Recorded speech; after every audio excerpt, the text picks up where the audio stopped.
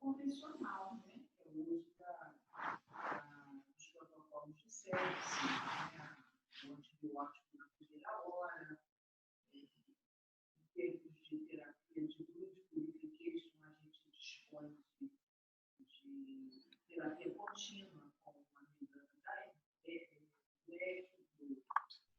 da Fresenius, que tem uma função hypotrófica de filtrar interleucinas, né? Então, assim, a gente já dispõe de boas ferramentas, né? E que estão validadas, né? Mudar, ter alguma mudança, impactar no resultado, e outras ainda tem grandes estudos, como é essa que você está apresentando aqui para a gente, que é o citossorbo, né? Que é utilizado também, o mecanismo de ação é a adsorção, né? Que já é um mecanismo conhecido pelo nefrologista de muitos anos, que é utilizado já para tratar a encefalopatia hepática, né? A gente também já usa essa tecnologia misturada à plasmaférese e a hemofiltração para tratar a insuficiência hepática aguda, como fonte para transplante de fígado. Também é uma outra forma de se usar a grana adsorbe, né? Que era o nome dele, adsorbe antigo, depois a Paxton também desenvolveu um outro kit, né, para insuficiência hepática, e agora apareceu o citossorbo na nossa vida aí, no nosso meio. Que bom, né? Mais uma tecnologia, mais um componente no mercado para a gente poder ter mais uma ferramenta para tratar esses pacientes. A nossa dificuldade é a mortalidade alta. Essa é a nossa dificuldade.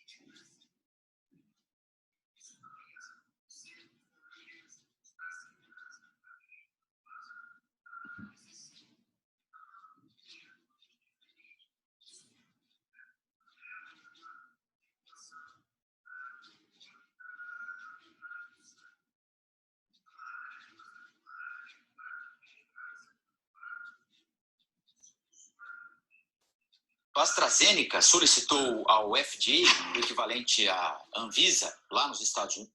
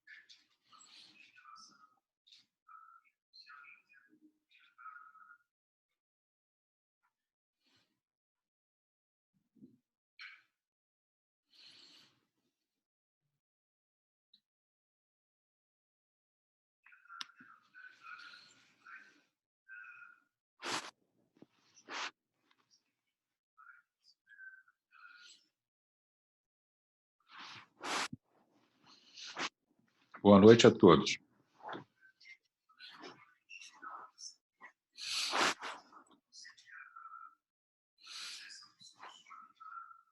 Boa noite. Primeiro dizer que é um prazer estar com vocês aqui, mesmo de maneira remota, né? Meu nome é professor Afonso, eu já sou professor da universidade, do curso de medicina já há vários anos e sou responsável pela disciplina de raciocínio clínico, que é a disciplina que a gente vai falar nas próximas semanas, né? É um prazer estar com vocês aqui. Eu sou médico, formado há muitos anos. Esse ano eu vou fazer 44 anos de formado, né? Então é um tempo muito longo. Eu gosto de clínica médica, gosto de raciocínio clínico. A minha especialidade é medicina intensiva, eu sou intensivista. A minha vida inteira eu entrei dentro de CTI, ocupando várias funções, rotina, plantão, chefia, de várias UTIs. Ainda entro dentro de UTI, não mais para fazer procedimentos, e sim para discutir caso com os colegas, né? Então, ainda estou em atividade e adoro isso, a discussão de casos. Acho que todo mundo aprende quando a gente discute caso. E uma boa formação clínica é essencial para que isso possa ser feito. Como é que nós vamos funcionar? Nós temos 2 casos clínicos. Um eu vou começar hoje, e isso vai ocupar próximas semanas, algumas semanas próximas. E depois nós temos um segundo caso clínico, onde nós vamos também discutir vários temas relacionados ao segundo caso clínico. Vocês vão ver que, para que a gente possa fazer diagnóstico e decidir intervenção terapêutica, ou seja, tratar o doente, né, eu preciso ter uma série de informações, né, reunidas que me permitam, né, ter um raciocínio clínico, oriundas ali da coleta da história, proceder ao exame físico, pedir e interpretação de exames complementares para que eu possa ter um diagnóstico e, a partir dali, decidir a terapêutica que vai ser administrada ao paciente. Para que isso possa ser feito de maneira adequada, correta, né, uma boa prática médica, significa que eu preciso de usar uma porção de informações, né, um banco de dados que está armazenado aqui no nosso cérebro, né, que eu possa lançar mão para poder, através dessas informações oriundas da história, dados clínicos, né, obtidos ali no exame físico, e também pedido e interpretação de exames complementares, eu poder fazer uma hipótese diagnóstica, um diagnóstico principal, um diagnóstico diferencial, né, que caracteriza um bom clínico, pensar em uma patologia para explicar e também pensar em outras patologias como diagnóstico diferencial que nós vamos confirmar ou excluir, e a partir dali fazer as intervenções terapêuticas, acompanhar a evolução do paciente, fazer ajustes quando necessário, para exercer a nossa atividade como médico, né? Dentro do CTI, que é a minha área de atuação, isso tudo se resolve de uma maneira assim mais rápida, um pouco diferente do consultório, mas o princípio é o mesmo, né? O princípio é o mesmo. Só que nós trabalhamos com um pouco mais de objetividade, muitas vezes tendo que oferecer suporte de vida ao doente, senão ele morre, né? E logo a seguir nós vamos abordar a causa. Isso faz parte ali do dia a dia do intensivista, é assim que funciona também. Eu vou compartilhar a tela com vocês, eu vou fazer a leitura de um caso clínico e, a partir dali, dessa leitura, né, eu não vou fazer nem a leitura completa, ela vai ser uma leitura de uma parte do caso, a outra parte eu vou ler em outro momento, que nós vamos falar sobre a abordagem terapêutica. Hoje a gente vai falar de alguns temas relacionados ao caso, né, e que são necessários, né, para que a gente possa decidir o que vai fazer, tanto questões relacionadas ao diagnóstico como ao tratamento. E, ao final, eu gostaria de ouvir vocês, né, como sempre faço. Ao final da aula, a gente abre para perguntas. Vocês podem fazer as perguntas aqui no chat que eu vejo, ou abrir o microfone para falar. Tá? Então, primeiro eu vou apresentar aqui, vou compartilhar a tela com vocês.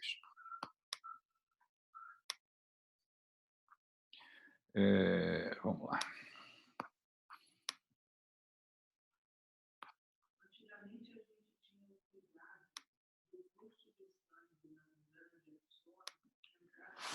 Vocês estão vendo o slide? Eu não estou agora vendo o chat. Vocês estão vendo? Sim. Então, tá. Sim. Muito bem. Então, eu vou ler uma parte do caso e depois a gente vai dar continuidade. Né? Paciente, 72 anos, masculino, branco, aposentado, natural de Nova Iguaçu, com história de diabetes mellitus há cerca de 20 anos, sem outras comorbidades.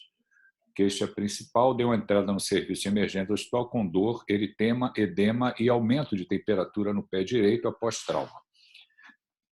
Há 10 dias. Relata sua esposa que é diabético de longa data, aproximadamente 20 anos, sem outras comorbidades. O paciente refere claudicação intermitente com piora progressiva há aproximadamente 1 ano. Fazia uso irregular de metformina na dose de 2.000 mg ao dia, sem outras medicações. No exame físico, apresentava-se em bom estado geral, afebril, com pressão arterial e frequência cardíaca normais. Seu pé direito apresentava-se com discreto edema, eritema e calor local, que se estendia até o terço distal da perna. No quinto pododáctilo, visualizava-se necrose seca e, em área adjacente no dorso do pé, lesão ulcerada, 6 por 4 centímetros, exposição de tendão, sem exposição óssea e com secreção purulenta. Figura 1. Pulsos pediosos e tibial posterior presentes em ambos os pés. Então, o doente chegou para atendimento com essa história. Aqui o pé do paciente, né, com um pé diabético, com infecção, com área de necrose, com exposição de tendão, e o paciente foi hospitalizado para tratamento. Aproveitando, né, a patologia que nós vamos tratar, nós vamos falar um pouco sobre diabetes, né?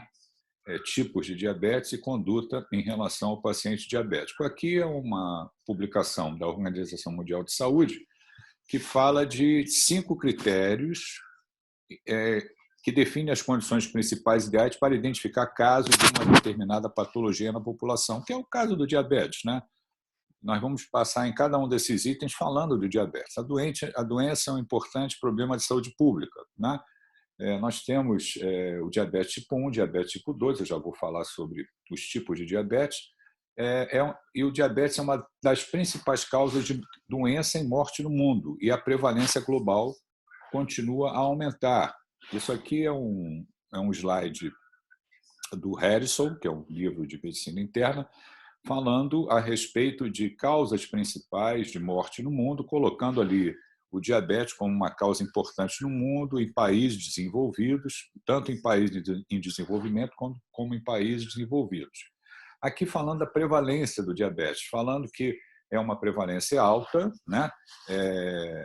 8,8%. Em 2015, né, estimou que 8,8% da população entre 20 e 79 anos vivia com diabetes. E também, se as tendências atuais persistirem, o número de pessoas com diabetes foi projetado para ser superior a 600 milhões em 2040. Né? Então, aqui é uma estatística que fala de número de casos no mundo, e temos ali o Brasil, né, na quarta posição, falando que em 2015 nós temos 14 milhões e 300 mil pessoas com diagnóstico de diabetes e projetado para 2040 23 milhões. Então, uma doença com uma prevalência alta e com tendência a aumentar ainda mais nas próximas décadas. Quais são os fatores associados ao diabetes mellitus? Aqui é um artigo que fala da prevalência e da relação com outras patologias. Né? Aqui são casos que já tinham diagnóstico de diabetes, onde foi perguntado a essas pessoas e avaliado junto a essas pessoas a presença de outras comorbidades ou outras patologias, né? E há uma relação entre a presença do diabetes, o diagnóstico de diabetes, e a presença de obesidade, a presença de sedentarismo, a presença de hipertensão arterial, a presença de dislipidemia. Esse é um artigo brasileiro, e onde ele aponta que a prevalência do diabetes foi de 7,5%. Né? Por que o número de casos está aumentando? Alguns fatores contribuem para isso, né? Transição nutricional, urbanização, transição epidemiológica, frequência do estilo de vida sedentário, maior frequência de excesso de peso, envelhecimento populacional e também os pacientes com diagnóstico que são tratados e, portanto, vivem mais. Isso aqui é o nosso sistema público de saúde, né? Que foi criado na ocasião da nova Constituição, em 1988, e em 90, 2 anos depois, o Congresso aprovou a Lei Orgânica de Saúde, que detalha o funcionamento do sistema e instituiu os preceitos que seguem até hoje, né? E tem os níveis de atenção à saúde, o conceito de prevenção. São 3 níveis.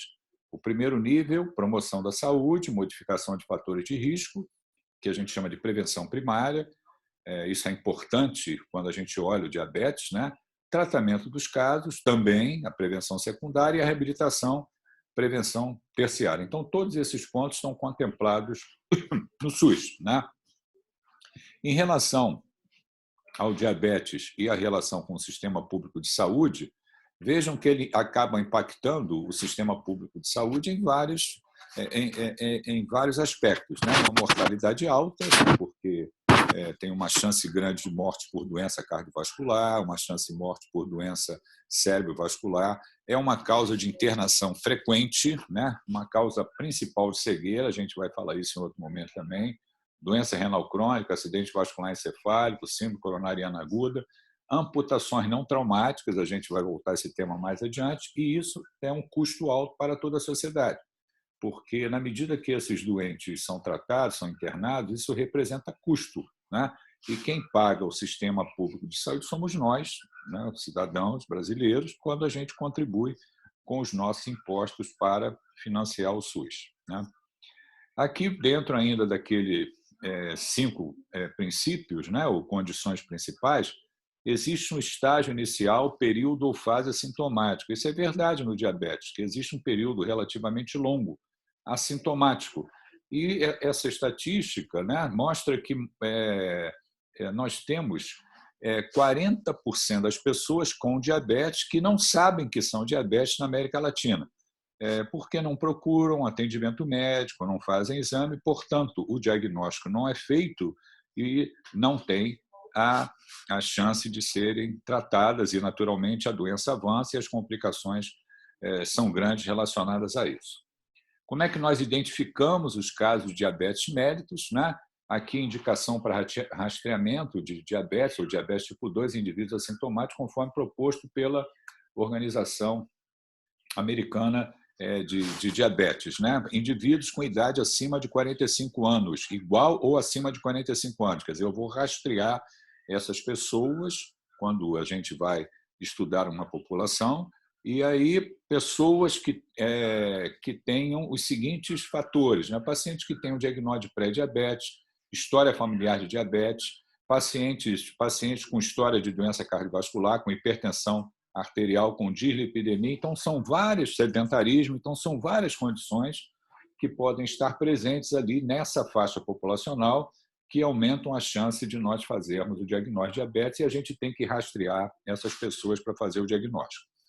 Como é que nós fazemos esse diagnóstico? Qual é o teste diagnóstico que nós usamos para fazer o diagnóstico de diabetes, né? Existe um teste de screening aceitável, né?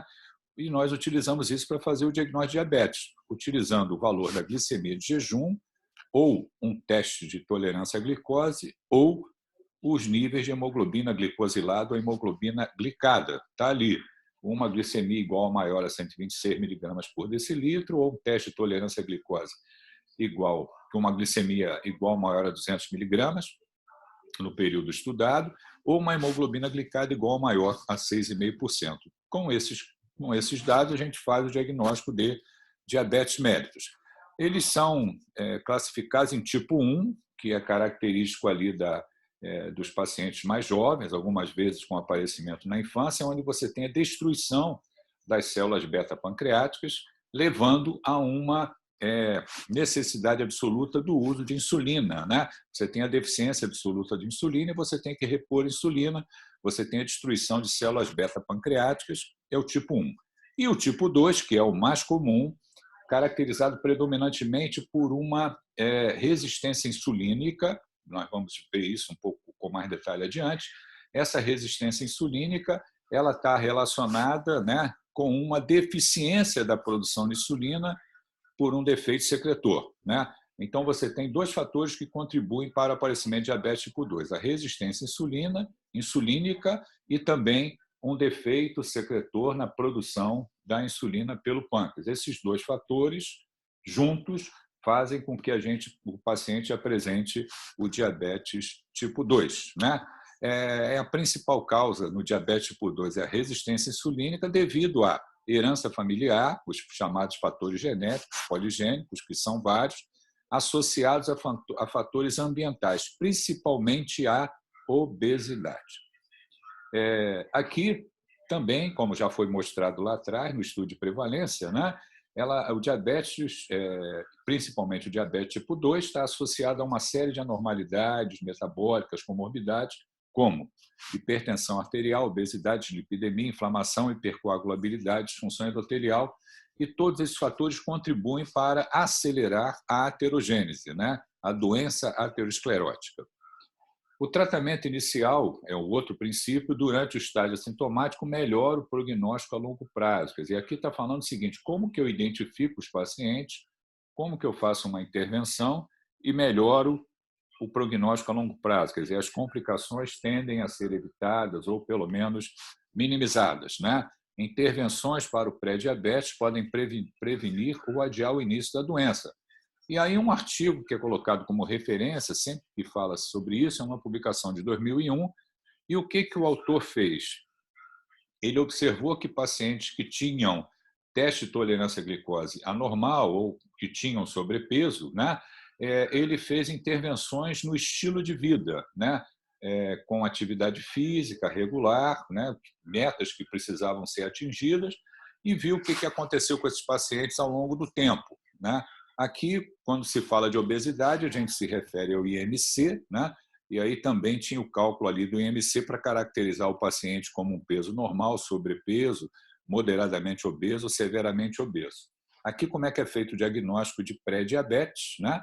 Onde você tem os níveis de glicemia na faixa ali entre 100 e menor que 126, né?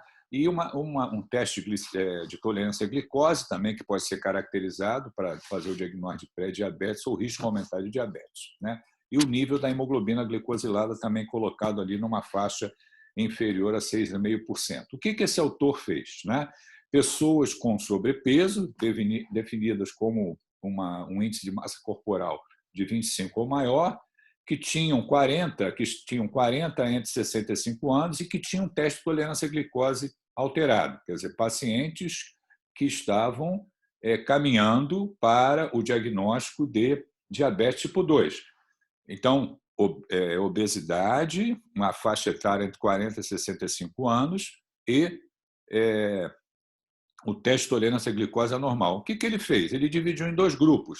No grupo intervenção, ele modificou a dieta do paciente, né? Diminuiu a quantidade de gordura, fez com que houvesse também, atingisse uma redução de peso de pelo menos 5% ou mais de 5%, fazer exercício, né, de mais de 4 horas semanais, e no grupo controle ele não fez essas intervenções. E o que aconteceu no grupo intervenção, no grupo controle? Obviamente, o grupo intervenção, ele percentualmente atingiu uma faixa maior do que o grupo controle em relação a essas intervenções, porque eles foram estimulados a agir dessa maneira ou se nutrir com a dieta apropriada. E o que aconteceu ao longo do tempo? No grupo intervenção, o diagnóstico ao longo do tempo foi muito menor. Quer dizer, passamos a prevenir o aparecimento do diabetes tipo 2, quando se compara o grupo intervenção com o grupo controle. Olha que legal!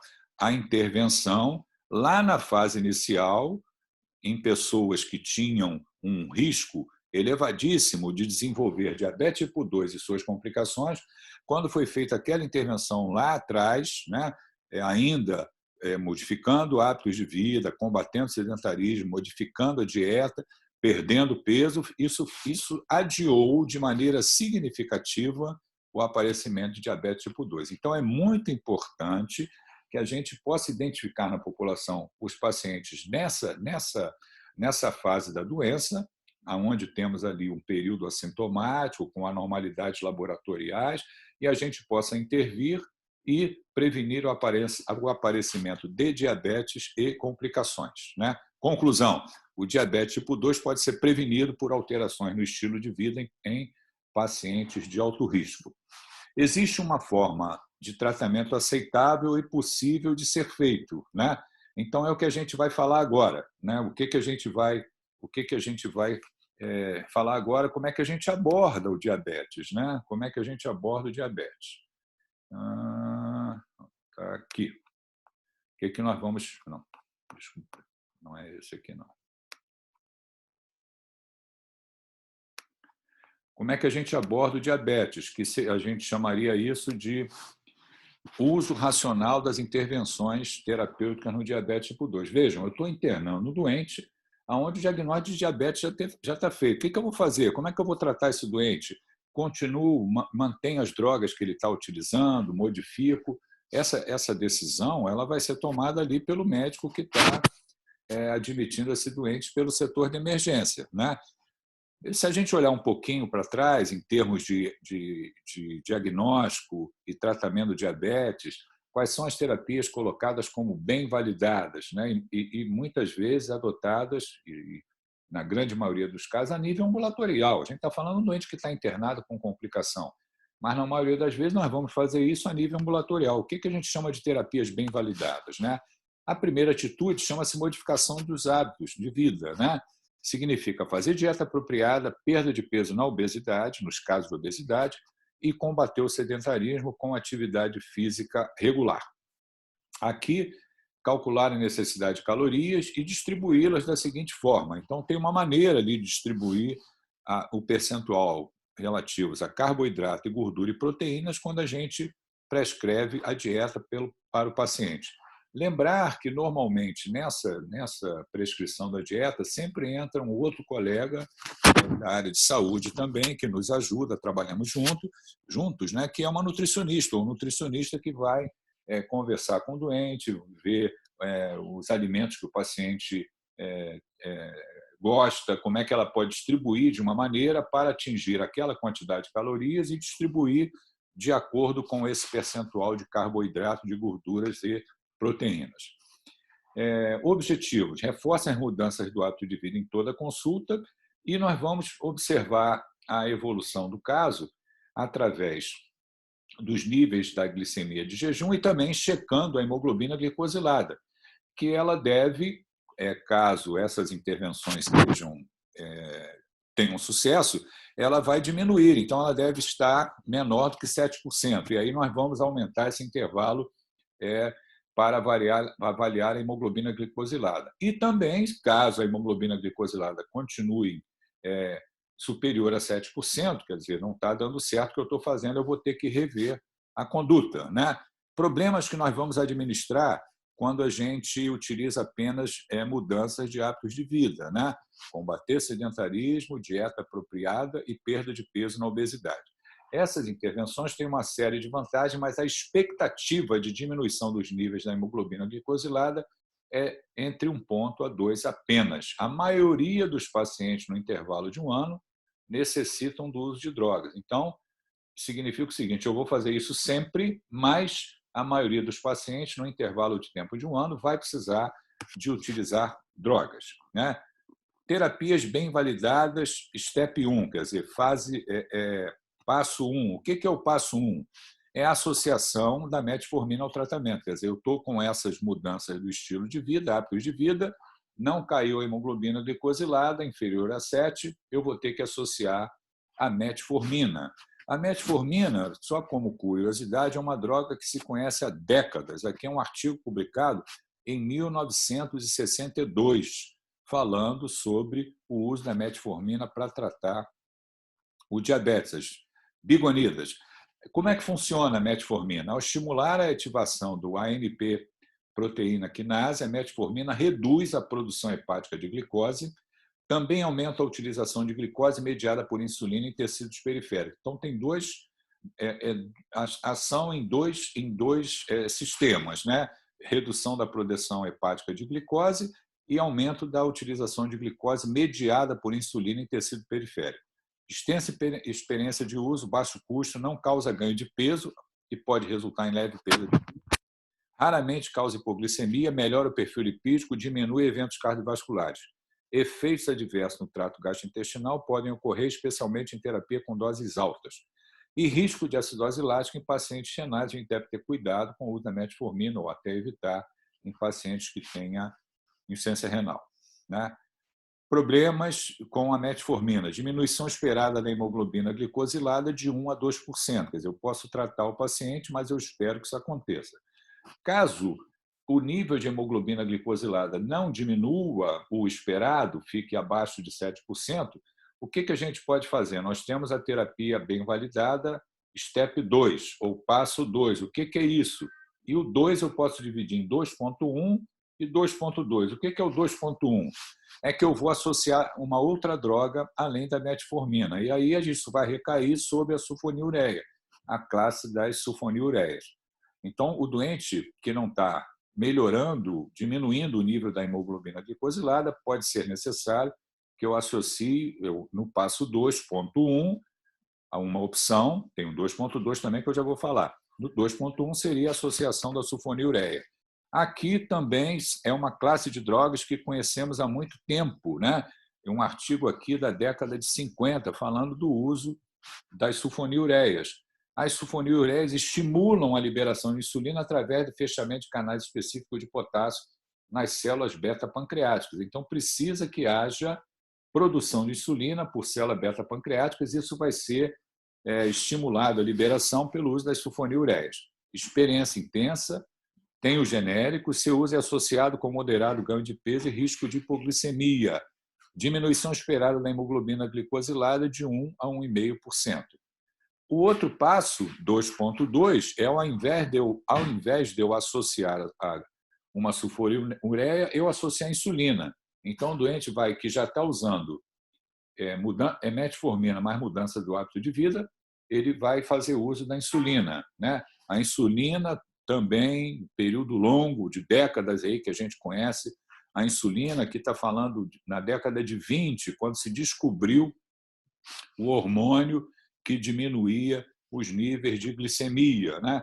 Como é que funciona a insulina? Nós temos ali a célula, a membrana celular, o receptor da tirosinoquinase, e aí você tem o acoplamento ali da insulina nesse receptor da tirosinoquinase, a formação dos substratos e fosforilação de enzimas que são responsáveis pela ação da insulina do organismo, que são várias.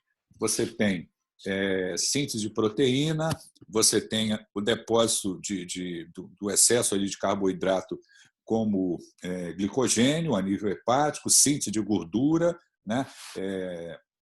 E crescimento e expressão de gene. E, além disso, você tem a abertura dos canais transportadores de glicose, né, onde você vai ter a entrada da glicose na célula para ocorrer a glicólise e a formação de energia ATP pelo ciclo de Krebs, né? A insulina é o agente mais potente para reduzir a glicemia, por ativar receptores na membrana plasmática. Ela estimula a captação de glicose pelos tecidos, diminui a produção hepática de glicose. O seu uso leva a ganho de peso e pode causar hipoglicemia severa. Uma série de formas de insulina variam de acordo com o seu tempo de ação curta ou longa. Então, a gente tem aqui um slidezinho falando de vários tipos de insulina. Que nos interessa é a ação curta, que é a insulina regular, e ações intermediárias, que a mais conhecida é a NPH, né? Aqui são outras classes de drogas que também podemos usar para tratar pacientes com diabetes. Importante, o alvo de uma hemoglobina glicosilada próxima do normal, se implementada com segurança, pode ser considerada para aqueles pacientes com diagnóstico de recente diabetes tipo 2 e com uma expectativa de vida longa. Objetivos mais relaxados para o nível da hemoglobina glicosilada pode ser preferível em pacientes idosos que já têm um tempo longo de diabetes tipo 2 e também apresentam doença cardiovascular associada. Voltando ao caso clínico, como é que é feito o controle da glicemia nos pacientes internados? Quer dizer, o meu paciente diabético, eu estou internando, eu preciso controlar a glicemia. No primeiro momento, o controle da glicemia no ambiente hospitalar é sempre feito com o uso de insulina regular, que é a insulina de ação curta, entre 4 a 6 horas, a gente faz subcutâneo e, dessa forma, a gente controla a glicemia. Muito bem. Professor, com licença. Pode falar. Em caso de paciente internado, então, você não faz uso de insulina NPH nele?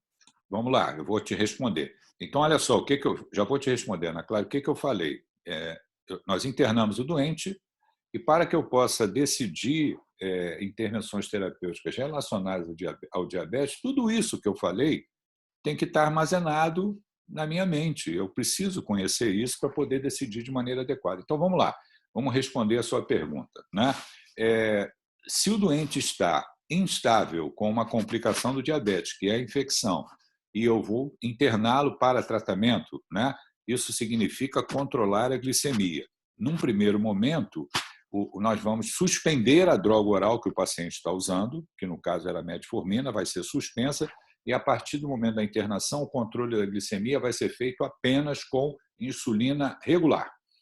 Essa insulina regular, nós prescrevemos esse controle da glicemia através da realização de uma glicemia capilar a cada 4 horas e escrevemos uma tabelinha de administração de insulina de acordo com a glicemia capilar.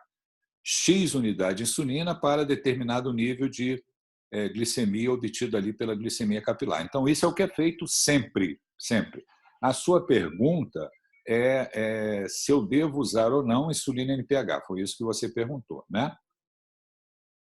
Isso, é porque eu acho que eu confundi. Você está falando de diabetes tipo 2, né? Eu estou confundindo. O que eu estou falando vale para diabetes tipo 1 ou diabetes tipo 2, que eu internei lá com uma complicação. Então, se eu internei com uma complicação e eu vou precisar controlar a glicemia, a atitude inicial é sempre pela insulina regular.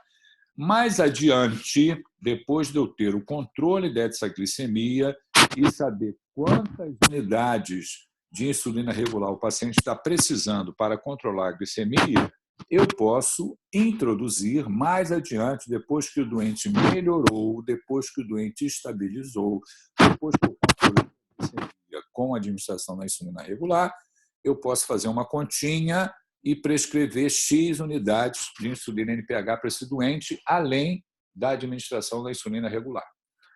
Entendeu? Entendi sim, professor. Obrigada. Então, num primeiro momento, eu só vou usar insulina regular. Lá adiante, dependendo da evolução do doente, da melhora clínica, pode ser que eu opte também pelo uso da insulina NPH, associado à insulina regular. Mas o que eu quero de vocês... Professor. O que eu quero que vocês guardem é o seguinte: internem o doente com diabetes compensado, seja pelo que for, a primeira atitude vai ser apenas insulina regular. Fala, Eduardo.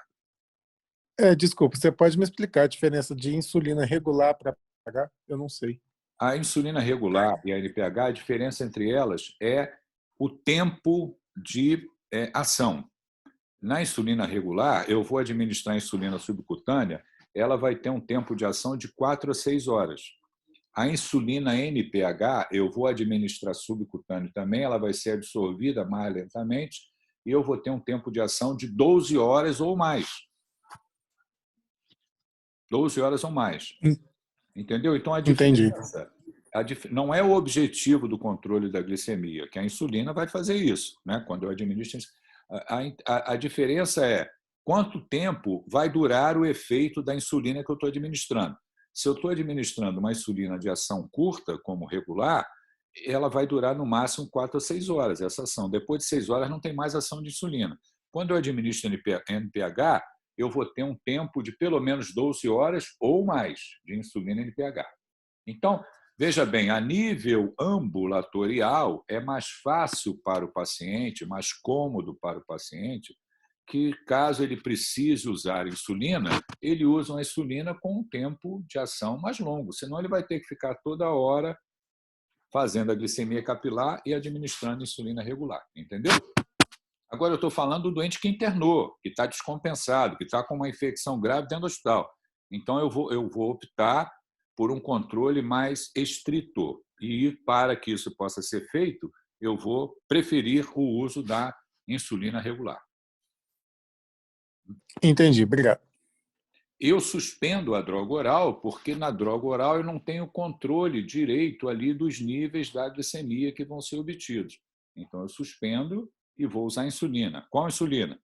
Dentro do hospital. Num primeiro momento, insulina regular. Foi. Está entendido? Sim, obrigado. Nós vamos, nesse caso clínico, nós vamos falar ainda, em outro momento, nós vamos falar ainda sobre resistência insulínica, nós vamos falar sobre como é que a gente decide as intervenções terapêuticas em relação à infecção, em relação à doença arterial que o doente apresenta, à neuropatia que o doente apresenta. Eu não li o caso clínico todo, eu li uma parte do caso clínico. Os exames laboratoriais que foram feitos, como que eles são interpretados. Quer dizer, vejam que quando você decide, né, eu estou fazendo um diagnóstico, estou internando o doente, vou decidir o tratamento.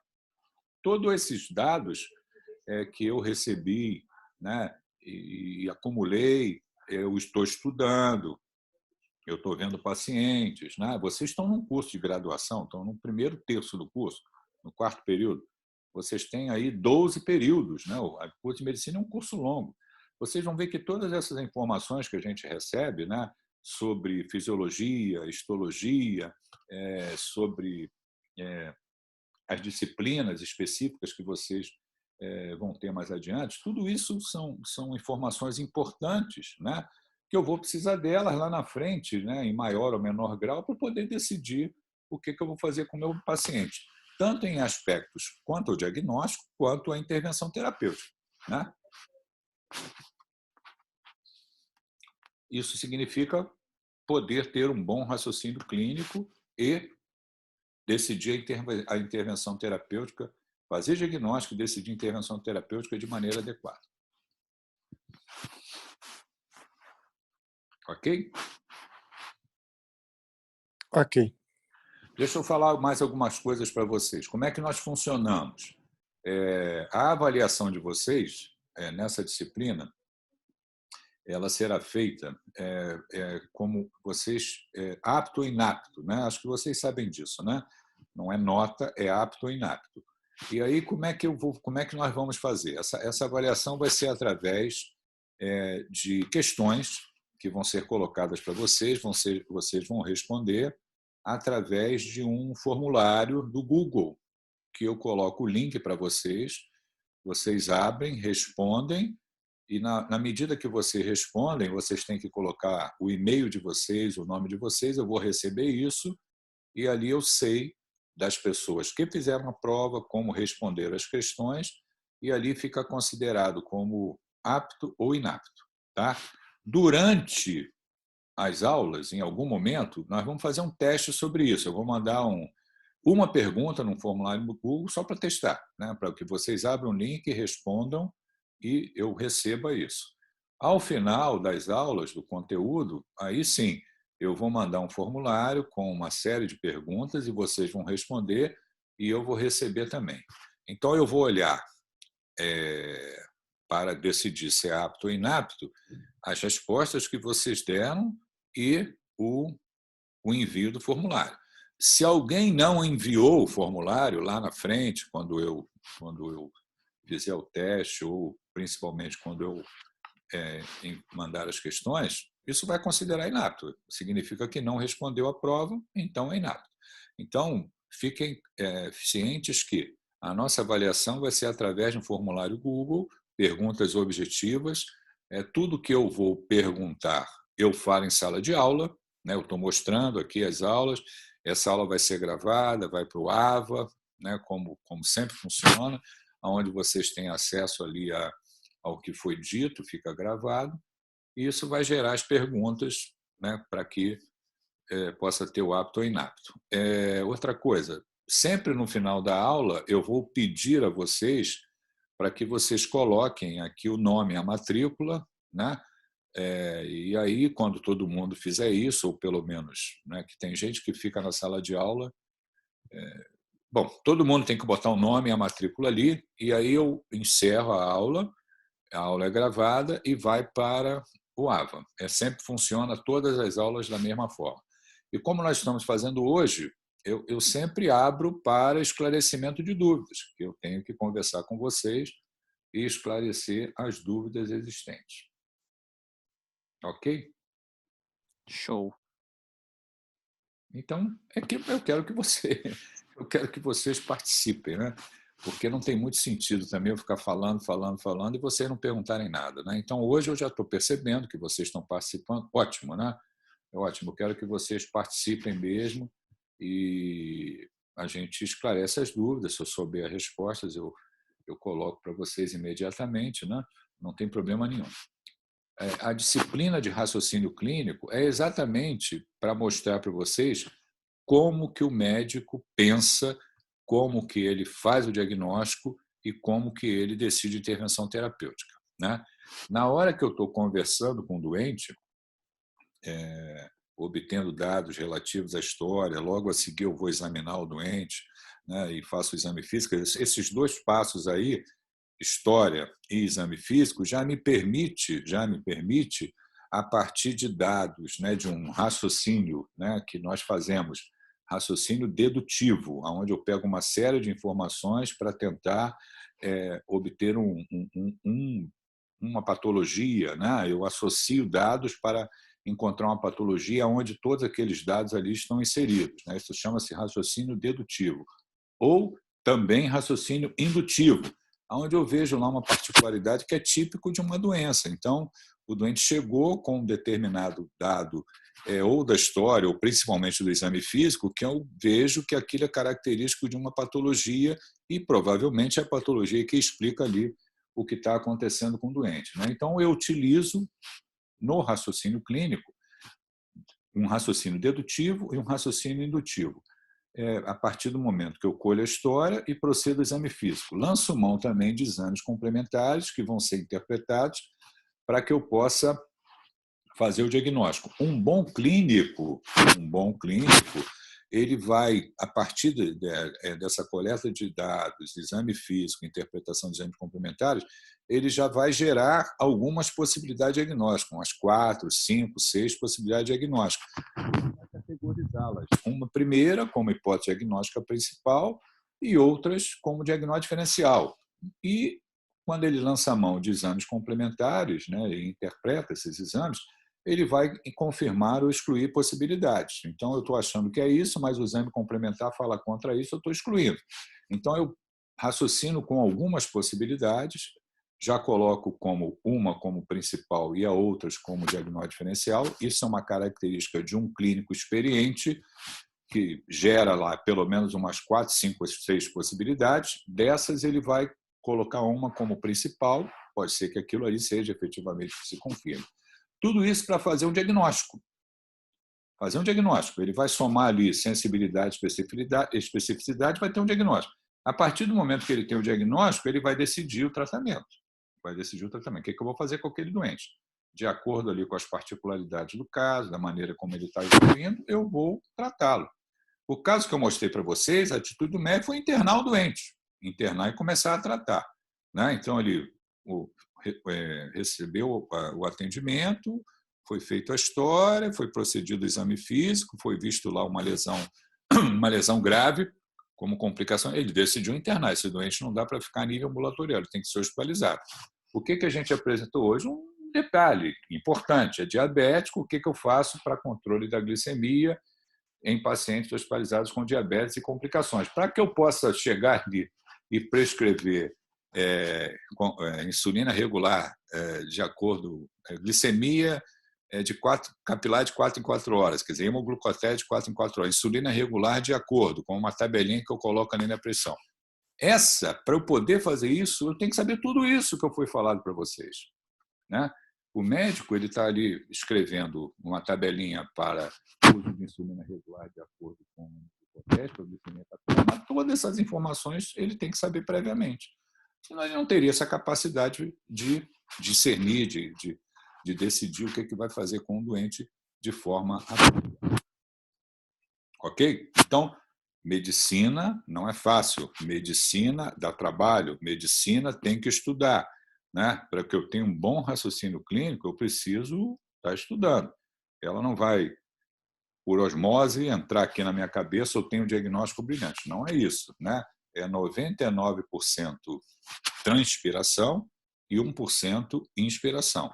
Dá trabalho, tem que estudar. Isso é, digamos assim, um item crítico, né? A gente vai aprendendo na medida que a gente vai estudando, a gente vai aprendendo na medida que a gente vai vendo casos e acumulando experiência. É dessa maneira que a medicina funciona. Alguma pergunta adicional que vocês queiram esclarecer? Eu tinha dúvida sobre essa administração de insulina. Uma vez eu estava numa sala vermelha e eu vi essa tabelinha. Só que nela ia só até 300. Se eu não me engano, era para 10 unidades que estava lá. Isso mesmo. E aí eu fiquei na dúvida, porque um dos pacientes que chegou estava batendo mais que 300. Aí eu fiquei, como que agora, se passou de 300, como que vai medir as unidades para dar? Eu lembro que a médica mandou dar 12, mas eu não sei o que ela fez para chegar a esse 12. Eduardo, vamos lá, vamos tentar te explicar. Isso aí a gente fala sobre isso quando a gente dá aula de emergências em pacientes diabéticos, né? Quando a gente fala de tratamento de cetoacidose diabética, quando a gente fala de coma hiperosmolar não cetótico, né? O coma hiperosmolar, o estado hiperosmolar, onde os níveis de glicemia são elevados, né? São emergências de paciente diabético. Quando você tem quando eu prescrevo ali a insulina regular de acordo com o nível da glicemia capilar pelo hemoglucoteste, eu tenho um limite. Esse limite é feito por quê? Porque se eu tenho glicemias muito elevadas, eu não consigo controlar com esse esquema de insulina subcutânea a cada 4 horas. Não consigo, né? Segundo que o meu método de aferição, ali com a glicemia capilar, com aquele aparelhinho para a glicemia capilar, a partir de 300, a partir de 400, ele não dá mais o valor, ele bota assim, valor alto. Valor alto pode ser superior a 350, superior a 400, pode ser 500, pode ser 600, pode ser 800. Vai aparecer valor alto. Então, são duas coisas. Primeiro, eu perco a confiança no valor, quando eu estou ali com níveis de glicemia alto, e mais do que isso, eu não consigo controlar essa glicemia com esse esquema de insulina regular subcutânea a cada 4 horas. Ok? Ouviu, Eduardo? Ouvi sim, entendi. Então, o que nós vamos fazer? Nós vamos mudar a estratégia, que eu preciso controlar a glicemia.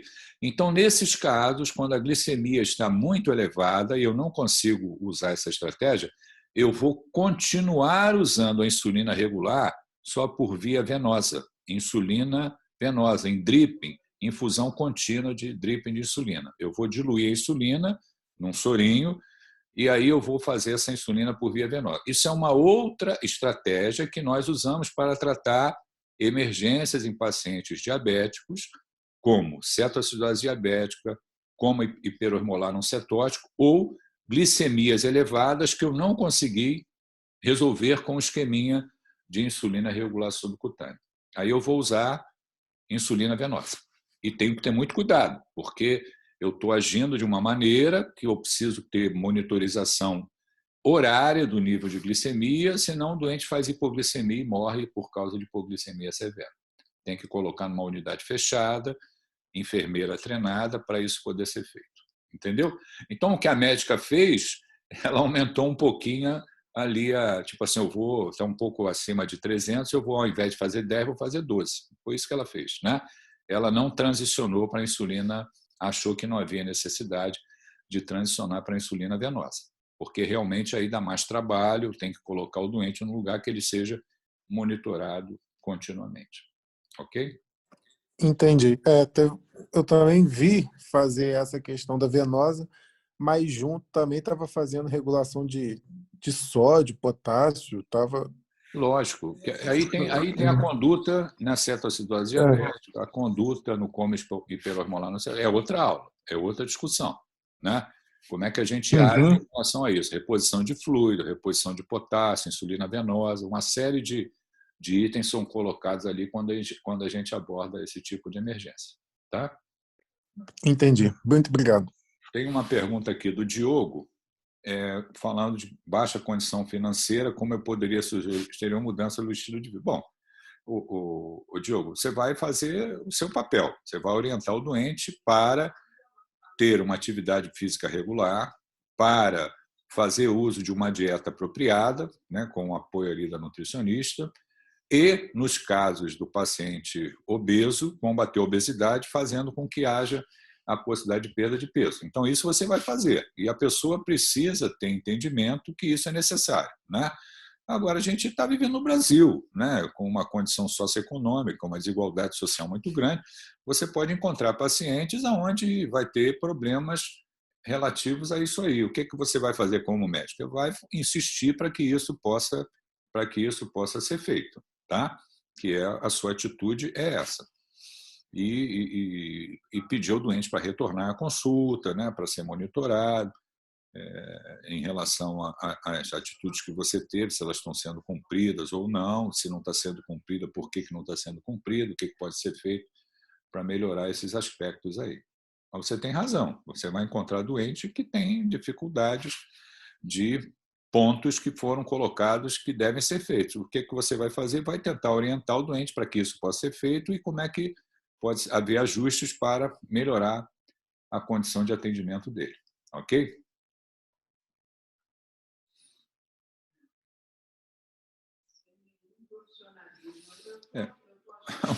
Uma coisa é o que eu acho que precisa ser feito, outra coisa é se aquilo efetivamente está sendo feito, né? Se o resultado é isso, também vai fazer parte da atividade do médico. Né? Eu posso estar achando que está dando tudo certo e está dando tudo errado. Como é que eu vou saber disso? Checando, né? Olha, a senhora volta aqui semana que vem ou daqui a 15 dias, que eu quero lhe ver novamente, nós vamos repetir os exames. Isso é o comum do médico. Dentro do hospital é fácil, que é só você ver o doente novamente. A nível ambulatorial, o doente tem que voltar para você ver, né? Voltar para você ver. Ok? Mais perguntas que vocês queiram fazer?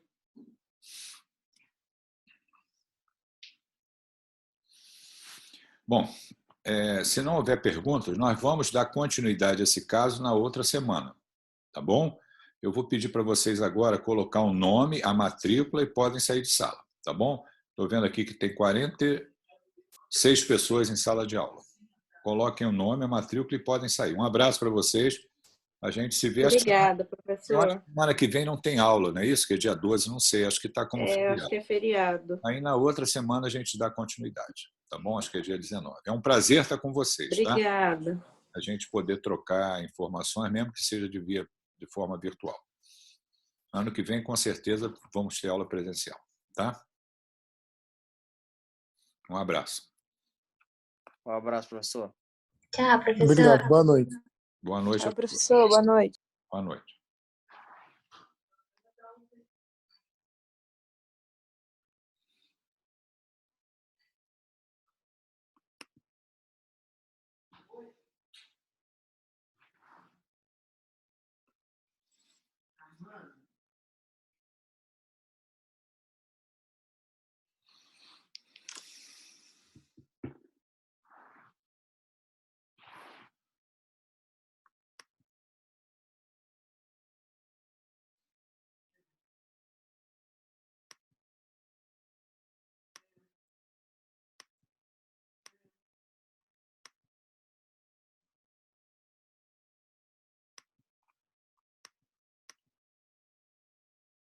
Mas isso já foi colocado, né?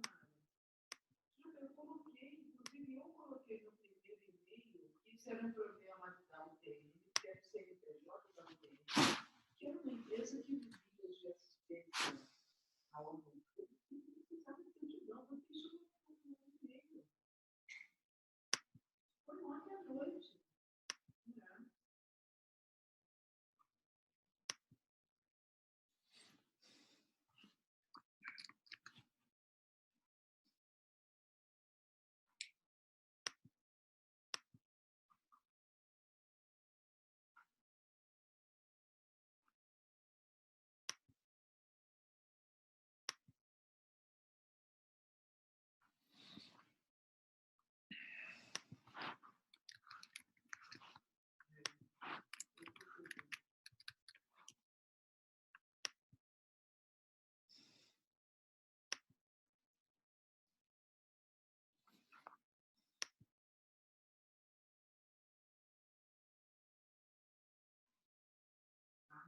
podia até ter colocado assim, a cláusula 2.3, ela é controversa, permite interpretação dupla, porque pode ser que seja uma dívida que entre no nicho da solidariedade, ela podia ter pedido isso.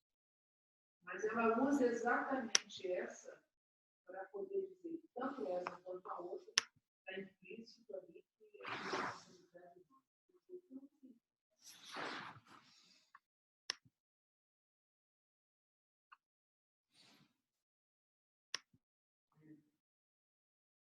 Ela nem olhou o documento.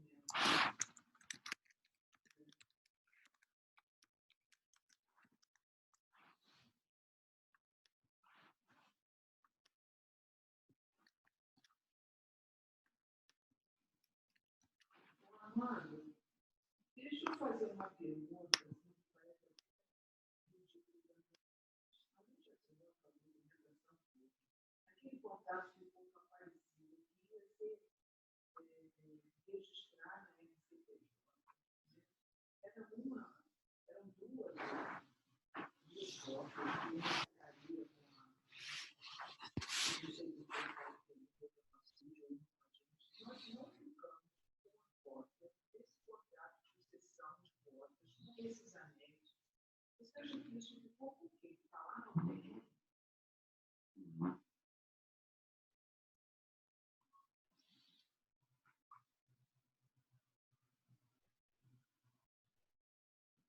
Você entregou o quê?